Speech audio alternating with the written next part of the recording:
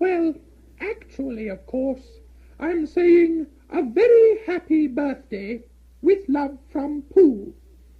Naturally, it takes a good deal of pencil to say a long thing like that. Oh, I see, said Pooh. While all this was happening, Piglet had gone back to his own house to get Eeyore's balloon. He held it very tightly against himself so that it shouldn't blow away, and he ran as fast as he could so as to get to Eeyore before Pooh did, for he thought that he would like to be the first one to give a present, just as if he had thought of it without being told by anybody. And running along and thinking how pleased Eeyore would be, he didn't look where he was going, and suddenly he put his foot in a rabbit hole and fell down flat on his face. Bang! Piglet lay there wondering what had happened. At first he thought that the whole world had blown up, and then he thought that perhaps only the forest part of it had, and then he thought that perhaps only he had, and he was now alone in the moon or somewhere, and would never see Christopher Robin or Pooh or Eeyore again.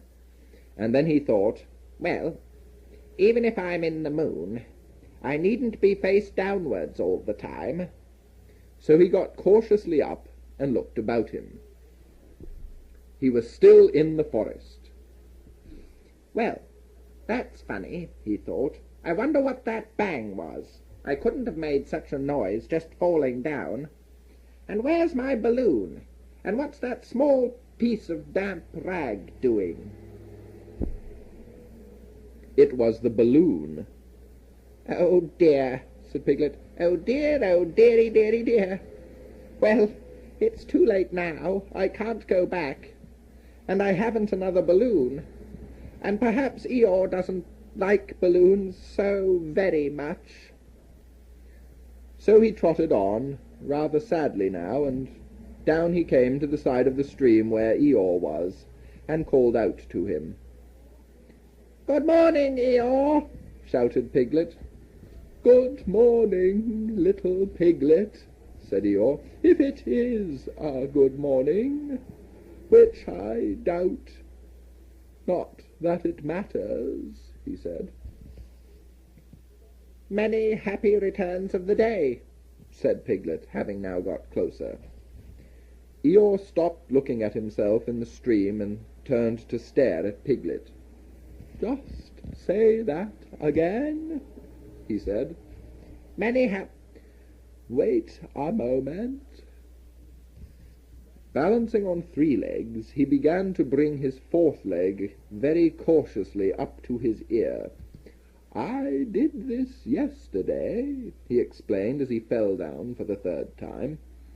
"It's quite easy. It's so I can hear better. There. That's done it. Now then, what were you saying?" He pushed his ear forward with his hoof. "Many happy returns of the day," said Piglet. "Meaning me?" "Of course, Eeyore." "My birthday?" "Yes." "Me having a real birthday?" "Yes, Eeyore, and I've brought you a present." Eeyore took down his right hoof from his right ear, turned round, and with great difficulty put up his left hoof. "I must have that in the other ear," he said. "Now then." "A present," said Piglet very loudly. "Meaning me again?" "Yes." "My birthday still?" "Of course, Eeyore." "Me going on having a real birthday?" "Yes, Eeyore, and I've brought you a balloon." "Balloon," said Eeyore. "You did say balloon? One of those big coloured things you blow up? Gaiety, song and dance, here we are and there we are?" "Yes, but I'm afraid... I'm very sorry, Eeyore, but when I was running along to bring it to you, I fell down." "Dear, dear, how unlucky. You ran too fast, I expect. You didn't hurt yourself, little piglet?" No, but oh, Eeyore, I burst the balloon." There was a very long silence.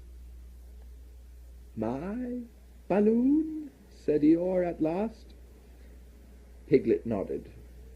"My birthday balloon?" "Yes, Eeyore," said Piglet, sniffing a little. "Here it is, with many happy returns of the day." And he gave Eeyore the small piece of damp rag.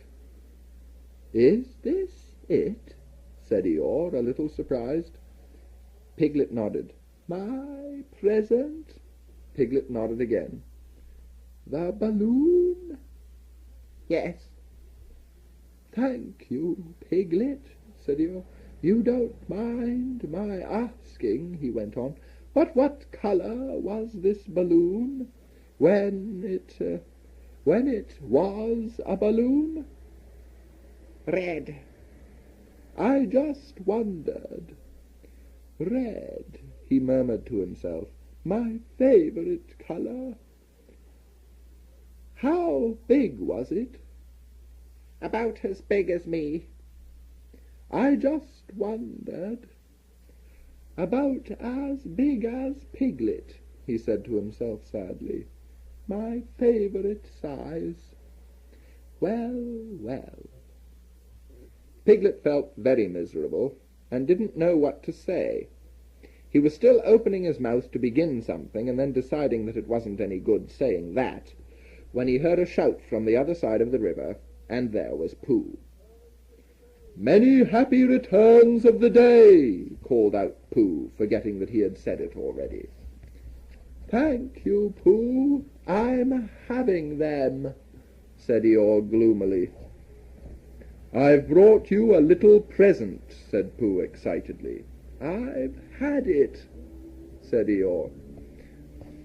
Pooh had now splashed across the stream to Eeyore, and Piglet was sitting a little way off, his head in his paws, snuffling to himself. "It's a useful pot," said Pooh. "Here it is, and it's got 'A very happy birthday with love from Pooh' written on it. That's what all that writing is. And it's for putting things in. There." When Eeyore saw the pot, he became quite excited. "Why," he said, "I believe my balloon will just go into that pot." "Oh, no, Eeyore," said Pooh.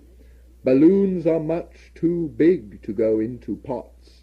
What you do with a balloon is, you hold the balloon. Not mine," said Eeyore proudly. "Look, Piglet." And as Piglet looked sorrowfully around, Eeyore picked the balloon up with his teeth and placed it carefully in the pot, picked it out and put it on the ground, and then picked it up again and put it carefully back. "So it does," said Pooh. "It goes in."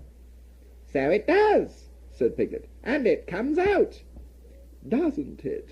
said Eeyore. "It goes in and out like anything."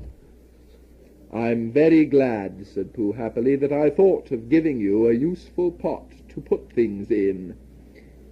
"I'm very glad," said Piglet happily, "that I thought of giving you something to put in a useful pot." But Eeyore wasn't listening. He was taking the balloon out and putting it back again, as happy as could be. "And didn't I give him anything?" asked Christopher Robin sadly. "Of course you did," I said. "You gave him, well, don't you remember? I gave him a box of paints to paint things with. That was it." "Why didn't I give it to him in the morning?"